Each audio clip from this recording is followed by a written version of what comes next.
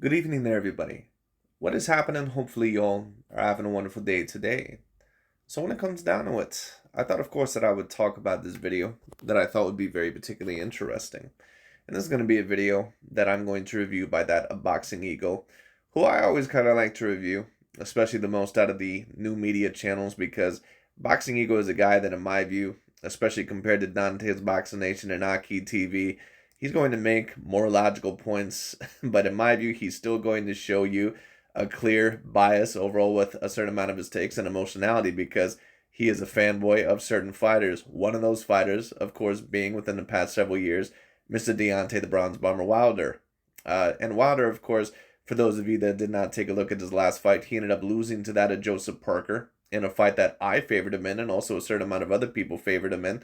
And not that he just lose, but he ended up pretty much getting thoroughly embarrassed. It was a decision. He didn't knock down Joseph Parker once, and you could honestly debate that he ended up losing every single round in that fight if you really wanted to. But Deontay Wilder, once again, he's always going to be one of those big what ifs in boxing. I don't think that he would ever have possibly been remembered as the best or the greatest heavyweight of his era. But the big question is now about Deontay Wilder is that once upon a time, was he overall one of the best fighters in the world? Now, in terms of boxing ability, we all know that Deontay Wilder was never one of the top guys in terms of boxing ability. But just because overall you're looked at as more of a brawler doesn't mean that you can't potentially be an A grade level fighter or someone that could have been maybe a potential pound for pound guy. Because if that were the case, then George Foreman would not be remembered as one of the greater heavyweights of all time. Because George Foreman was not a superior fighter in terms of intellectually. He just wasn't. He was not a super guy in terms of a multitude of skills. And he'll even tell you that. George, is on record as stating that he had about one or two punches and that if you got past those, that was about it. But because he was so powerful and so big over for that weight class, of course, combined with a little bit of boxing IQ, he was very particularly dangerous. Deontay Wilder, in my view, pretty much was the George Foreman of his era. Now, is he as accomplished as what George Foreman was? No. But at the end of the day, the big question is about Deontay Wilder right now, especially ever since that Joseph Parker loss. Is he a guy, overall, once again, that was just a complete hype job? Was he pretty much always just a complete house of cards? Or was he a guy overall that was at one point in time an A grade level fighter? But of course, his career changed a little bit ever since he ended up losing to Tyson Fury. And once again, like I often say with certain fighters or certain videos, a lot of the times the truth remains a little bit in the middle. And I think that in terms of Deontay Wilder being a little bit more hyped up than what he deserved to be, especially from the LDBC and new media channels, I think that there's a little bit of reality to that. I definitely don't think that he was ever a top 10 pound per pound fighter.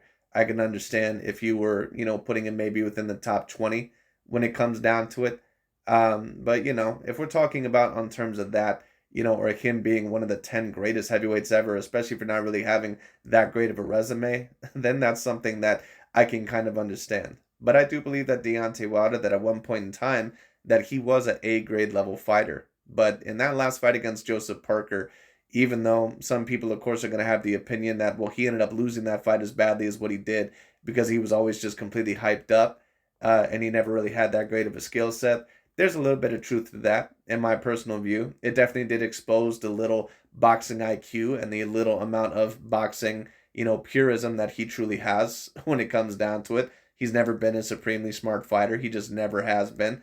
But I also truly believe that, in my personal view, that Deontay Wilder clearly was a changed fighter in that last fight against Joseph Parker.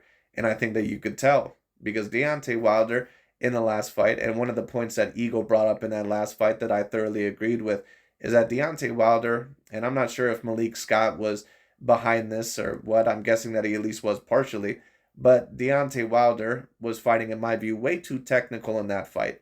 And, for those of you that don't know me, I love to study a lot of things, whether it be psychology, philosophy, and one of the studies that I always love to study is that of zoology. Well, for those of you that know overall certain farm animals or know that, of a rodeo, for those of you that have ever been to a rodeo, a lot of the people, what they always go to see is that of the big bulls. They love to see, the cowboys getting bucked off the bulls, because, they're super exciting. They're nothing but raw power. You know that when you see the bulls at a rodeo, that you're going to see fireworks, that you're going to see A grade level entertainment. And that's what Deontay Wilder is. He's the bull. He's the guy that you come to see overall, because when you watch Deontay Wilder, that something's about to happen to where there's going to be a little bit of fireworks behind it because of that monstrous level of power that he has. But in terms of the grace, in terms of his toolbox, in terms of the things overall that he can do in a multitude of ways, like if we're going to compare it to a rodeo, that would be the stallions, that would be the horses, who are trained overall, to follow the bulls or follow a certain amount of other, animals, possibly lasso them, do certain tricks, overall jump over, certain, leverages or certain poles when it comes down to it, run around the barrels. Deontay Wilder is never going to be that stallion of the rodeo. He's never going to be the Tyson Fury. He's never going to be the Alexander Usyk. He's always going to be that bull. Now, to a certain degree, when it comes down to it, I can understand trying to change a fighter's mentality to a degree, especially making them more intelligent and more complete as a fighter. I'm all for that. I'm really all for that. But to a degree, in that last fight, that was the completely wrong fight to try and fight overall as technical as what he did in that fight. The completely wrong fight. Because now Deontay Wilder losing, especially the way that he did to Joseph Parker, he could have just lost to him overall, even in close fashion, and it still would have been questioned. But, at least had he lost to him close, people would have for sure said more than likely that, oh, he's just probably not somewhere near the same fighter. But the fact that he lost to him so dominantly, a lot of people are now always going to question, how good was this guy really? And to be honest with you, we really don't know. Because throughout Deontay Wilder's career, we really don't know overall how good he would have been against fighters like AJ Anthony Joshua. We know how good he was against Tyson Fury, where he pretty much lost dominantly all three fights, in my personal view, when it came down to it. And then, of course, he fought Luis Ortiz in a fight that he was probably losing both times before he ended up getting the knockout, but he ended up getting it, so it is what it is. And then, of course, he fought Bermane Stiverne. The truth is of the matter is that Deontay Wilder has only ever fought 3 champions, and against 2 of those 3 champions, he got completely and utterly embarrassed. It just is what it is. And that might be where Deontay Wilder remains. Once again, I'm not going to go as far to state that he was just a complete bum or a complete hype job. I don't think that that's fair. I still think that at his peak, he was an A-grade level fighter, just not an A-plus level fighter. Because to be an A-plus level fighter, in my view, you have to either be very highly accomplished with a decent resume like what George Foreman was, and that's who Deontay Wilder is, pretty much of that ilk, or you have to be decently accomplished and on top of that highly skilled. And Wilder is not a guy that's ever, once again, he's not ever going to be that stallion, man. He's not ever going to be that guy that does a multitude of things well. He's just not that guy, And if you try to turn that bull, if you try to turn overall that stubborn bull into a stallion, the one that does tricks and all sorts of stuff, you can try overall to turn that bull once again into a racehorse. You can try to turn him overall into one of those stallions, but at the end of the day, Deontay Wilder's not one of those guys. Those are the Alexander Usyks. Those are the Tyson Furies. Wilder, once again, he's the guy that you might come to see the show for, but he's not a guy overall, once again, that can do a great multitude of things well. It just is what it is. Wilder is pretty much a one-trick pony fighter. He always has been. He's a guy that's a one-dimensional fighter, and he pretty much has one main game plan. It just is what it is. But, of course, the conversation now is about Deontay Wilder. Who is he going to potentially fight next? Well, apparently the conversation is that Deontay Wilder might very much potentially fight that a Big Bang Zhang next, who, of course, also recently lost to Joseph Parker in a very competitive fight, a fight that I would argue could have went either way, but, of course, Zhang petered out a little bit throughout the fight. And apparently this could be on the undercard of the Bivol versus Better B fight, which I think, to be honest with you, I think that these are great fights. And of course, if you're a Deontay Wilder fan, you may not like this fight for Deontay Wilder next. I think that it's a fight that is truly a great matchup because both of these fighters, they kind of do the same thing in their fights. Now, I think that Zhang, of course, he's probably a slightly more intelligent fighter. And I think that he can box with a certain amount of more craft, overall than what Deontay Wilder can. But he's also a guy that pretty much kind of has the same strategy. He's going to try to wear you down with his size, overall, and with his power. And eventually he's going to try to stop you and basically try to out-pressure you. That's mainly what he's going to try to do. And how is Deontay Wilder going to react to that? Because Zhang is not a small guy. He's a guy that, I don't know his height, but he looks at the very least 6'5" to 6'6", when it comes down to it. He's a guy that weighed damn near 300 pounds in his last fight against Joseph Parker. And this dude can hit, and he can hit hard. He was the first one overall and the only one so far to defeat that at Joe Joyce a guy that seemed to have a great chin overall in other fights, and he was able to crack him and knock him out, I believe, within about 4 to 5 rounds in both fights. So this guy is a big danger, and he's a guy to where, if you're one of these guys, like a Filip Pergovic or Anthony Joshua or one of these guys looking for a potential title fight, this is not a guy that you really want to fight, because this is a guy that is very dangerous, extremely powerful. Yeah, he's not a guy, once again, that is the highest level skilled heavyweight in the world, but he has enough skill and enough power to where, if he catches you with something, this dude could put your lights out. So this is an excellent fight, to be honest with you. I think that this is an excellent fight to put together, because both of these guys are going to be known as humongous punchers, but also guys that could be looked at as maybe not the most talented heavyweights in the world in terms of boxing ability and boxing IQ. So it's a great fight. But anyways, Boxing Ego is going to talk about it. Let's tune in. This is your moment, because you may never get it again. So when your run is over, just admit when it's at its end, because I'm at the end of my wits will have to stick it in. I got a list. Here's the order of the list that it's in. Deontay the Bronze Bomber Wilder from... Oh, my God. Someone overall, if you have a cousin from Hollywood or something like that, someone please try to offer Boxing Ego a rapping deal or something like that, or an acting job, because this dude very clearly wanted once upon a time to be a rapper or an actor or something like that. Because Jesus, every video intro, this dude is always rapping. Tuscaloosa, Alabama. Dangerous fight. So it is now being reported that Deontay Wilder officially ducks no smoke. You guys see it on the screen. Deontay, oh my, to this day, he is reportedly finalizing a fight for Saudi Arabia against Zhilei Zhang. Both guys are coming off a loss. Deontay the Bronze Bomber Wilder fought Joseph Parker in his last fight. Coincidentally, Zhilei Zhang just fought on the Joshua Ngannou card against the same fighter and lost to him too, and Joseph Parker.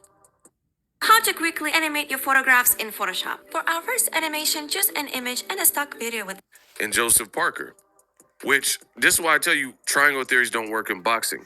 Zhilei Zhang lost to Joseph Parker, but Joseph Parker lost to Joe Joyce, and Joe Joyce knocked out Joseph Parker. But Zhilei Zhang, when he fought Joe Joyce, he easily beat him in the first fight and messed up his eye, and then he destroyed him even worse in the second fight. Boxing is crazy. What could I agree that triangle theories don't work, and anyone who's been watching fighting, and really just sports in general, triangle theories never work, because just because someone overall completely dominates another one doesn't always mean it's going to happen against this other guy, because as they always like to say, and this especially applies in boxing and fighting, styles make fights. And that pretty much goes for any sport. That goes for football, that goes for soccer, that goes for, tennis, that goes for anything. Because you never know what specific skill set is going to give one certain skill set a very big problem, so you just never know. I say? So they're talking about this fight in June. But something also needs to be addressed here, because Aki TV and Dante's Boxing Nation, especially, I see them trying to push this bullshit narrative about, oh, this is, Joseph Parker, was better, even here than what he was against AJ Anthony Joshua. And who knows, maybe he is, because, he has just gotten probably the 2 biggest victories of his career, but at the end of the day, it's like, is Joseph Parker really that much better or better at all than what he was against AJ Anthony Joshua when he was a legitimate champion? Or did Deontay Wilder overall change a little bit as a fighter, and on top of that just completely lose against him?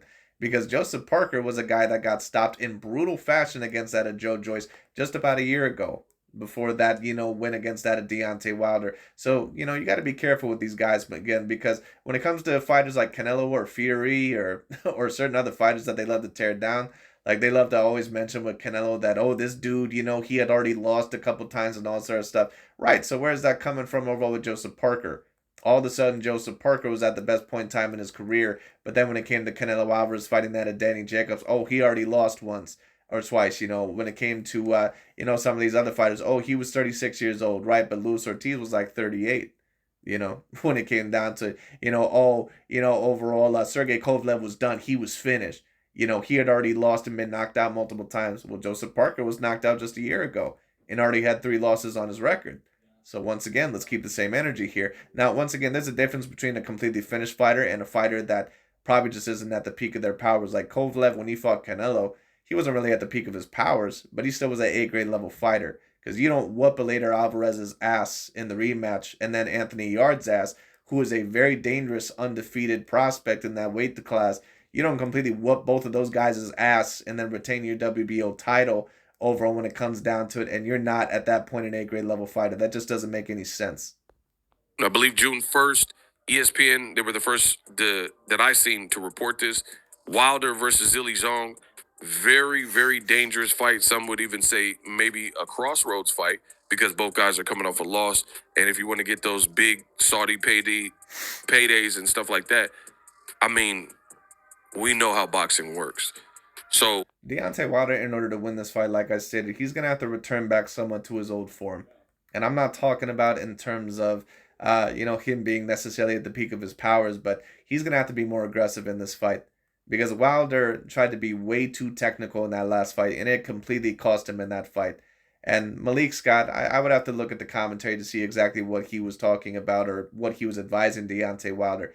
But a good coach, in my view, what they do or what they should do is that when they introduce new things, they introduce kind of new microcosms of it, or they introduce overall, certain little pieces of crumbs here and there overall of new styles.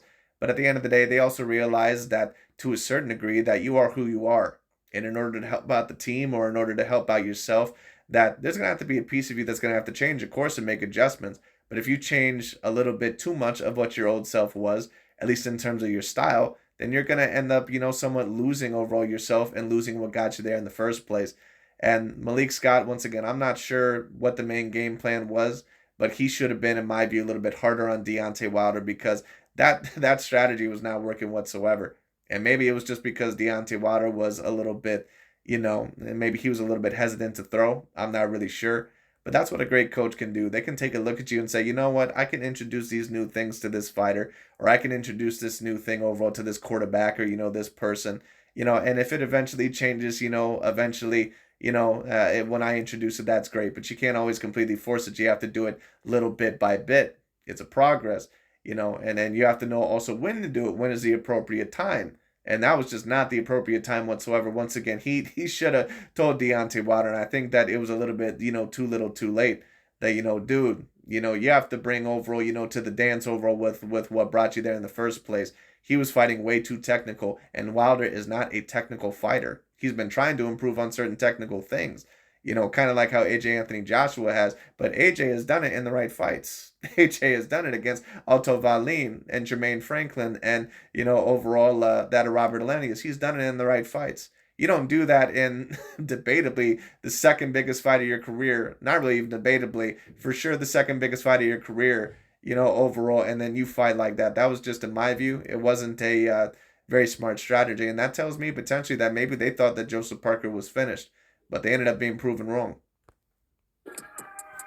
They both lost to Parker, as I mentioned. Wilder, if he loses, then he's coming off 2 losses. Not even including the Tyson Fury 2 losses. So he'll be up to 4 losses. And then same thing with Zhilei Zhang. Zhilei already lost to Filip Ergovic. I thought that was a bit of a robbery, but I'll save that for another video. He lost. Of course you do. What a shock that BOXINGEGO, who's a part of the major pro-black cult, what a shock overall that once again he finds another Caucasian fighter who's on the rise, or another fighter overall that he has to try to tear down. Overall, what a shock that he finds overall that there was a robbery. And let me tell you what, it was a very close fight. But once again, there needs to be a differentiation of a robbery and overall a fight that could have went either way. Like when you take a look at robberies are what Timothy Bradley versus Manny Pacquiao was. Robberies overall are what Araceli Lara versus Paul Williams was. Robberies, in my view, is what Pernell Sweet Whitaker versus Julio Cesar Chavez was. Those are robberies.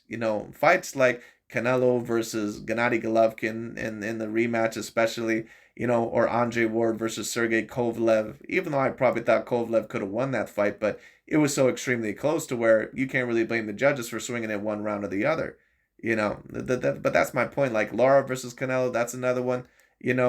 Tyson Fury versus Wilder. Now that's a robbery. The first fight was a robbery because there ain't no way in hell that if you actually know how to score a boxing fight, that Wilder in any way whatsoever close to wins that fight. It is what it is. That's an example of a robbery. A lot of people don't know what a true robbery actually is. But it's very interesting because Eagle will always tell you that in his view, Vasily Lomachenko got the robbery victory over that of Jermaine Ortiz. That Gennady Golovkin got the robbery victory over Danny Jacobs.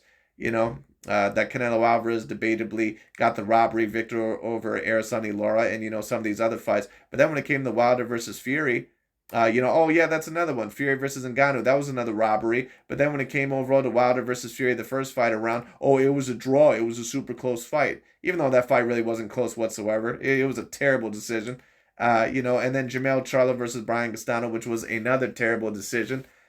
Even though I can somewhat agree with the draw on that one, but it was probably, other than Wilder versus Fury, the most poorly scored draw that I can remember in recent years, when it came down to it. And, apparently, he agreed overall that, it was a draw. Also, bullshit. Once again, you always notice with his favorite American black fighters that, it was a close fight. We can't call it a robbery, right? But with those Caucasian fighters or with the fighters that he don't give a shit about, he don't mind calling it a robbery. So once again, and I like Ego's channel. Ego brings up a lot of good points, but you can tell that he's on that bullshit a lot of the times as well. Is what it is. To Joseph Parker, so he'll be coming off of 2 consecutive losses as well. Very dangerous. And I seen that Filip Hrgović versus Zhang fight. That was a very close fight. I think I had Filip Hrgović winning it either by 1 point or Zhang winning it by 1 point. But that was a fight that could have clearly went either way. So you can't really call that fight a robbery. Another robbery, by the way, for example, is God, who the hell is that one Mexican dude who got knocked out by that one Dominican fighter that's in the Benavidez camp? I can't remember that dude's name. Jose something, I think his name is. Dude that got robbed against Chris Colbert, or Colbert, whatever, however you pronounce his name. That was a robbery. Dangerous fight. The heavyweights ain't got no chill. I see this being a tough fight. And me personally, I don't know that I like this fight for Wilder. Wilder has all the tools and the power in the world. But because when I'm looking at it, I look at Zhilei Zhang and how he lost to Joseph Parker. He hurt Parker multiple times in the fight, but he just wouldn't step on the gas. But he hurt him badly. He's a southpaw. He's also very big. I've met both of them, Wilder and Zhilei Zhang. And Wilder is taller, but Zhilei Zhang is a southpaw, and he's more massy. Like, he got more size. In fact, in his last fight with Joseph Parker, he's got more size, but it also can be used against him. It's not really quite an advantage like what it would be for that of a Tyson Fury, for possible example, because Tyson Fury is a dude that knows how to use his weight intelligently. And on top of that, Fury, for his size, like, he never gets tired. Fury, once again, people laugh at his physique and all that other stuff because he can look a little flabby. Fury never gets tired. He never gets tired when he's at his best. That's how I know that he didn't take Francis Ngannou seriously at all in that fight, because he looked even more out of shape in that fight than what he usually did. And he got tired. Like, he got a little bit tired in that fight, and he was barely able to pull out of that one. That's how I know Fury did not take him seriously whatsoever, because whenever I see Fury at his best, he can go for rounds upon rounds upon rounds. Wade. But Zhang, of course, as we know about him, he can tire out and peter out pretty much after about 5 to 6 rounds.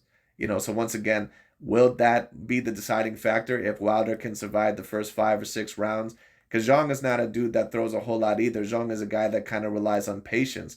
A lot like that of Deontay Wilder, he relies a little bit more on patience. He's a guy that's a little bit more of a brawler. Like, he's a more intelligent brawler than what Deontay Wilder is. But when it comes down to it, he's still a guy that tries to wear you down and break you down. He can fight a little bit on the back foot as well. He can definitely fight more on the back foot than what Deontay Wilder can. But in terms of changing overall what he kind of has to do, he's not a guy that does that very well, as proven overall in the Joseph Parker fight. Almost 300 pounds. And will that potentially give Deontay Wilder, the possibility to hit Zhang with a big shot or be more active? It's very possible. Once again, in order to win a fight, you have to try to make sure that your opponent, that they can't do somewhat what they regularly do, or do overall what usually is going to make them win. You can't, let them overall completely in their comfort zone.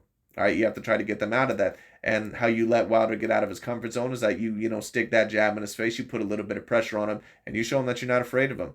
And that's what Joseph Parker was able to do a little bit. But Wilder also very clearly was just, and Wilder also has a problem of not throwing enough in certain fights.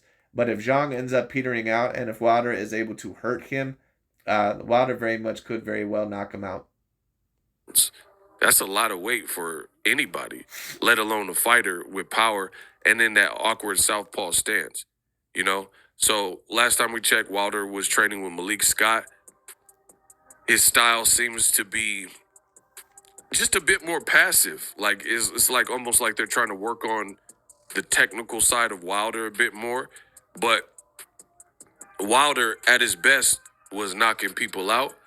And I just think this is a dangerous fight, again, for Agreed. And basically, what Boxing Ego is stating is the same thing that I'm saying. That dude, once again, he's not, he's not the horse of the rodeo. He's not overall the eloquent overall animal that's very swift and overall, does this. He's the big, barraging bull. That's what he is. All right, that's what he is. He's the guy that in order to win, in order overall to do what he does, he has to, basically fuck shit up. That's basically what he has to do. He has to knock you out. He has to try to really overall try to bully you. He has to really overall try to destroy you because he can't fight really in a multitude of ways. Both guys. Wilder, he's going to have something to prove because he lost to Joseph Parker. And not only did he lose, a lot of people had him losing very, very badly, like a lot of rounds. You know what I mean? So this is just a danger. Of course, a lot of people overall had him losing a lot of rounds. He lost every damn round of the fight, basically. There's fight despite the guys coming off of losses because they're both going to have something to try to prove. So there's a good chance that somebody could go to sleep in this particular fight. I mean, you're dealing with big, extremely big men, pause, a 6'6" guy and a 6'7" guy, and just a dangerous fight. So Saudi Arabia, the kingdom, they're trying to attract big fights, dangerous fight. They're also talking about on this card potentially Daniel Dubois versus Filip Hrgović, which Filip Hrgović, in my view, is going to break down Daniel Dubois. Now, Filip Hrgović, I still have to see a little bit more of him. I've heard a lot about him through the amateur system, I believe, and of course he used to spar against Deontay Wilder and give Deontay Wilder hell in sparring, I believe. But that's only sparring, so I don't really know how seriously to take that. But we'll see what happens with Mr. Filip Hrgović. He's been relatively impressive so far. But he also at times has the quality of being a little bit stiff, which of course is not a quality that he really want. But he's learning potentially as a fighter. But I would predict Filip Hrgović to win that fight. Daniel Dubois, in my view, is a very basic fighter. He's a guy that, once again, the fighter that a lot of people thought that AJ Anthony Joshua was. Like I always heard a bunch of people say, oh, AJ's just another Frank Bruno. No, who another Frank Bruno is Daniel Dubois. He's a guy that, overall, as the channel that I watch sometimes, Chronicles of Judo, would say, he would say overall, he's basically an up and down fighter with no special effects. That's what Daniel Dubois is. The only special effect that he has is power. Everything else, his skill set is pretty much, average. Another dangerous fight. I mean, the heavyweights, these are all guys with power. Filip Hrgović, I thought he lost to Zhilei Zhang, but other than that, he's been, doing his thing. Of course you thought that he lost to Zhilei Zhang. Now had it been Tyrone Hrgović, when it came down to it, then maybe overall you would have seen that as a great win, for Hrgović. Daniel Dubois had a good win.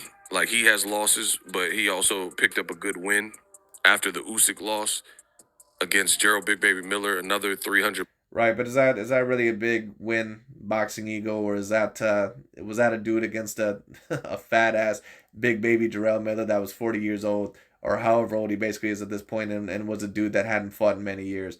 And Jarrell Big Baby Miller was always a dude that had a little bit of flab on him, but that dude should be ashamed of himself. He was like 310 pounds, I believe, in that fight, and it was all fat. Pound plus heavyweight. So, like, that dude put Andrew Ruiz to shame in the AJ Anthony Joshua rematch. Like, he looked even sloppier than what Andrew Ruiz did in the rematch with AJ Anthony Joshua. A lot of movement. And again, the card, in case you guys didn't hear earlier when I said it, would be Better Bia versus Bivol. They're talking about putting it on that specific card. So definitely a card you would want to pay attention to Absolutely. if you're a boxing fan. As far as the main event, for me, the main event, it kind of goes without saying. The main event is very beasty. The main event is Artur Beterbiev, nasty puncher, crazy technique, hurts almost everybody that he's fought. I mean, he has all knockout. Well, he doesn't hurt almost everybody that he's fought. He's hurt everyone that he's fought. You don't have a 100% knockout ratio in the light heavyweight division against A-grade caliber punchers, and you've hurt almost everyone that you fought. That if you have a 100% knockout ratio, that means you've hurt everyone that you fought. So I guess technically he's hurt everybody he's fought. Absolutely. So a champion with good names on his resume, the Joe Smith Jr.'s, the Anthony Yards, the Alexander Vostok, who David Benavidez could fight, and he stopped everybody. Marcus Brown, another Olympian and a great fighter. So Beterbiev is the truth. I like Bivol a lot. Bivol, most notably, probably for beating Canelo. Payday. Yeah, where Ego was damn near in tears overall from crying to happiness when Canelo lost to Bivol. Payday, I know that. But Bivol, once again, is an excellent fighter. And once again, all jokes aside, Dimitri Bivol versus Artur Beterbiev, that's really going to be an excellent fight because in terms of the styles that you would probably have to have in order to beat those fighters, it pretty much overall is going to be those two styles. Beterbiev is going to be the pressure fighter that's going to have to try to more than likely come forward and get certain counters, in certain exchanges in between the punches. Bivol is going to do that as well, but he's going to be more within the mid-range to outside range. He's going to be more doing guerrilla tactics, guerrilla warfare, getting in and out. Then after that, he fought Zordo Ramirez, took and blemished his record. So Bivol is a beast too. Less power. Gilberto Zordo Ramirez should be ashamed of himself in that Dimitri Bivol fight. He completely let that man just completely whoop his ass and bully him around. And don't get it wrong, I predicted Bivol to win the fight. I thought that he was going to win probably about 8 rounds to 4, but I thought that Ramirez would potentially at least bring him some trouble. Like, Gilberto Zordo Ramirez may have won 1 round. Like, 1 round. Like, when you, people talk about, certain fighters like, Mayweather or Canelo or, certain fighters with their records allegedly being padded up. You want to talk about a fighter whose real record was padded up. Let's talk about Gilberto Zordo Ramirez. This dude was somewhat of a notable force in boxing for pretty much the past decade, and he really hadn't fought anybody. And then the first real fight of his career against that overall, the Dimitri Bivol, and what, he was like 20 pounds heavier than that dude? That dude was a damn cruiserweight in there. That dude looked like a heavyweight in there against Dimitri Bivol. And Bivol completely outboxed him. But he has a good style, kind of like an in and out 1-2. You are not alone. This is your time and it's your space. I don't believe in labels. He gets in kind of a good rhythm, and he's going to try to bounce in and out, which could be dangerous. Now, Beterbiev is not the fastest boxer, but, he could counter and catch some of that. We have seen, or at least I have, I don't know about y'all, because I actually watch boxing. A lot of people, they claim to be boxing fans, but they don't know nothing about what I'm talking about. But I have seen Bivol hurt, and if you haven't, then you need to watch more boxing because he was definitely hurt in the final round versus Joe Smith Jr. He was badly rocked. And I don't believe in triangle theories. I don't believe that. But for what it's worth, Beterbiev fought Joe Smith Jr. and hurt him, I think, in the first round and destroyed him at a later time when they fought. So just for the record. Yeah, I believe he knocked him out within 2 rounds. I'd like to give you guys all the knowledge. But back to Wilder and Zhilei Zhang. Like I said, that's just a dangerous fight altogether. Both guys have power. One guy's a southpaw. One guy, I think the danger for Wilder is, one, coming off a loss where you lost every round to Parker. But I think at this point, Zhilei Zhang is more comfortable in his exact style. Like, how Zhilei's coming to fight, and he's an Olympian, and he's big. So Wilder keep getting these big dudes. Tyson Fury, 6'9", almost. Let's stop the excuses for Deontay Wilder in terms of overall fighting these big dudes. At the end of the day, the guy fights in the heavyweight division. He's, debatably the biggest puncher in boxing history. That's what I keep on hearing. And I'd agree. He's up there with a lot of guys, with George Foreman, Mike Tyson, some of the other guys who are, Golovkin, for his weight class. Who the hell was that one fighter? Julian Jackson. Jared McClellan. Whoever the hell else you want to put up there. But, when it comes down to it, let's stop giving these excuses for Deontay Wilder. It's not like Deontay Wilder, is 220 pounds and like 6'3". It's not like he's like Alexander Usyk. Deontay Wilder, yes, he's a guy that weighs about 220 to 230 pounds. He's also a guy that's, probably the hardest hitter of that weight class. And on top of that, he has what, an 83-inch arm reach? So at the end of the day, he should be able to compete with those guys, even if they weigh a certain amount heavier than him, because he has that reach, he also has the height, and he has the power. So to me, it's like, I'm sorry, but to me, that's, it's somewhat valid. Don't get it wrong, it's somewhat valid, especially when you have an intelligent fighter like a Fury overall, with his size, and he knows how to lean on you and, do certain tricks overall in order to win the fight. And when I say tricks, by the way, I'm talking about, legal boxing tricks like, clinching and getting shots on the inside. Because the Wilder fan base, of course, they're going to be like, yeah, you speak it. Tell him how that, that gypsy devil, beat Deontay Wilder. Tell him, no, the Tyson Fury overall, once again, that's somewhat valid. But at the end of the day, once again, Wilder's a dude that has the same physical dimensions in terms of height and reach, and he's the most blessed puncher there. So at the end of the day, it's like, I'm sorry, I'm just not falling into these excuses of, Wilder, mainly lost because of the weight. I'm sorry. Like you can say Wilder keeps getting these big dudes. Wilder's a big dude. 300 pounds in some of the rematches, and then now he's going to be outweighed by Zhilei Zhang for sure. And we seen when Wilder fought Fury, him packing on the extra size and muscle, it seemed like he gassed early. So it's going to be another crazy weight disparity. And once again, like I stated, Zhang is not the technical fighter overall that a Tyson Fury is. I don't know if he's really going to be trying to lean on that of Deontay Wilder. Now he could. I think that would be smart. But Zhang, he just doesn't appear to be that fighter to me. He's a guy that kind of likes to box you in the mid-range and kind of, just likes to be up close and personal. Tries to brawl with you. Tries to pretty much overall, once again, technically brawl with you and wear you down over time. Whether he has to fight a little bit on the back foot, the front foot. He's not a guy that, in my view, really does much more than that. And he's also a guy to where, yeah, he's heavier, but, and that's where a lot of his power comes from. But, at the end of the day, he's also a dude that gasses out after about 5 to 6 rounds. So if Wilder, once again, is at a good point in his career, he should be able to fight this guy. He should be able to beat this guy.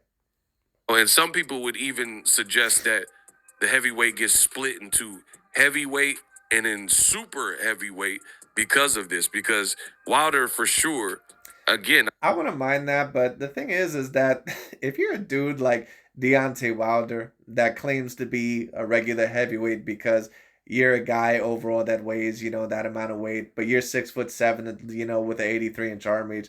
Like, dude, come on. Like, like overall, when you talk about heavyweight, you could debate that maybe there should be a cutoff at 220, maybe, or maybe like a 215 or something like that. I don't know, something like that. Because Deontay Wilder also is a super heavyweight. Fury's a super heavyweight. AJ's a super heavyweight. Joseph Parker is a super heavyweight. Zhang is a super heavyweight. All those guys are super heavyweights, and Wilder's a super heavyweight. Like if you can make the weight, like that's great. But when you take a look at certain fighters, like there's such a thing as weight bullies, and Wilder is not a dude once again that weighs as heavily as some of those guys. But with the power that he has, and on top of that, the height and the reach is like, come on, dude. I've met both. I've stood next to both. They're big dudes. But Wilder, for sure, book it. If this fight happens June 1st in Saudi Arabia, he will be smaller on the scale than Zhilei Zhang. No shit. But that's not, once again, let's not make excuses for Deontay Wilder, because Wilder is a super heavyweight himself. But the upside is boxing in the heavyweight division, all is forgiven when you get back on track, right? Like Daniel Dubois, he lost to Joe Joyce. People said he was a quitter. No, I won't say that all is forgiven when you get back on track. But of course, you're remembered in more of a better light. But once again, Wilder's always going to be kind of one of those interesting guys in terms of how people remember him. But we'll see if he can get back on the right track with this fight. Then he loses bad to Usyk, a smaller guy who moved up, but he right back on track.